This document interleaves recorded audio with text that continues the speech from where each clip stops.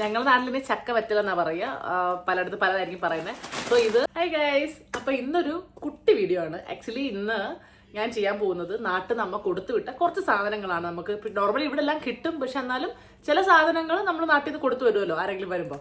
So എൻ്റെ brother വന്നപ്പോൾ നാട്ടിൽ നിന്ന് കൊണ്ടുവന്ന കുറച്ച് സാധനങ്ങളാണ് ഞാൻ. Welcome to Dila here. അപ്പൊ നിങ്ങൾ എൻ്റെ ചാനൽ ആദ്യമായിട്ട് കാണുവാണെങ്കിൽ welcome, I welcome you all. And if you are back to my channel guys, welcome back to Dila here. അപ്പോൾ ഇന്നത്തെ വീഡിയോയിൽ ഞാൻ പറയാൻ പോകുന്നത് നാട്ടിൽ നിന്ന് അമ്മ കൊടുത്തുവിട്ട കുറച്ച് നാടൻ ഐറ്റംസ് ആണ്.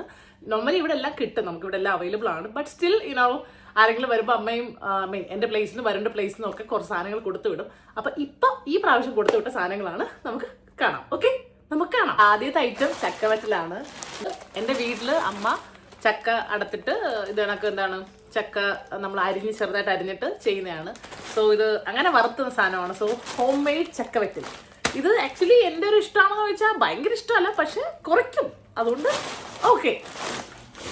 അടുത്തത് വരുണിന്റെ പ്ലേസിൽ നിന്ന് അമ്മ കൊടുത്തുവിട്ടതാണ് കേട്ടോ, ലതയമ്മ കൊടുത്തുവിട്ടതാണ് ഈ അച്ചാറ്. അമ്മയുടെ അച്ചാറൊക്കെ അടിപൊളിയാണ്. എപ്പോഴും ഞങ്ങൾ വരുമ്പോഴത്തേക്ക് ഞങ്ങൾ നാട്ടിൽ പോവും. അപ്പം നമ്മൾ ലാസ്റ്റ് ഡേ ആറ്റാൽ പൊങ്കാലയ്ക്ക് പോയിട്ടുണ്ടായിരുന്നു, അപ്പം കൊണ്ടുവന്നതാണ്. ആ അച്ചാർ കഴിഞ്ഞു, അപ്പം ഈ വട്ടത്തെ റീസ്റ്റോക്ക് ചെയ്തതാണ്. സോ ഇത് അടിപൊളി അച്ചാറാണ്. ഇത് മാങ്ങ അച്ചാറാണ്. കൊള്ളാം. ഞാൻ ആക്ച്വലി 2 എണ്ണം ഉണ്ടായിരുന്നു, ഞാൻ അത് അൺറാപ്പ് ചെയ്തിട്ട് കുപ്പിയിലാക്കി വെച്ചേക്കുക. സോ ദാറ്റ് നമുക്ക് എപ്പോഴും കഴിക്കാമല്ലോ. So moving on. അടുത്തത്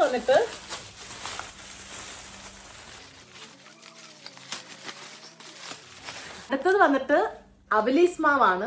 ഇതിന് ഞങ്ങളുടെ നാട്ടിൽ അവലോസ് മാവ് അല്ലെങ്കിൽ അവലീസ് പൊടി, ഞാൻ അങ്ങനെയാണ് പറയാറ്.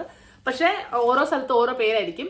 അപ്പം ഇതാണ് അവലീസ് മാവ്. ഓക്കെ, ഇത് നമ്മൾ എന്താ പറയുക, നിങ്ങൾക്ക് പാലിൻ്റെ കൂടെയോ അല്ലെങ്കിൽ വെള്ളത്തിൻ്റെ കൂടെയോ, ഇനി ഇത് രണ്ടും ഇല്ലെങ്കിൽ ചുമ്മാ പഞ്ചാര കുറച്ചിട്ടിട്ടും കഴിക്കാം. ഇത് നല്ലതാണ്. ഇതെനിക്ക് ഭയങ്കര ഇഷ്ടമാണ്. പക്ഷെ വരുണിൻ്റെ പ്ലേസിലൊക്കെ അവരിത് ചീനി മാവ് എന്നാണ് പറയാറ്. ഞങ്ങളുടെ നാട്ടിൽ അവലീസ് പൊടി. ഓക്കെ, അപ്പം ഇതെൻ്റെ ഫേവറേറ്റ് ഐറ്റം.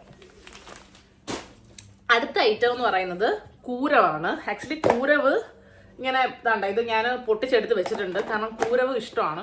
കൂരവിന് പറയുന്ന ragi. Yes, it's A millet. അത് ഭയങ്കര ഹെൽത്തി സാധനമാണ്.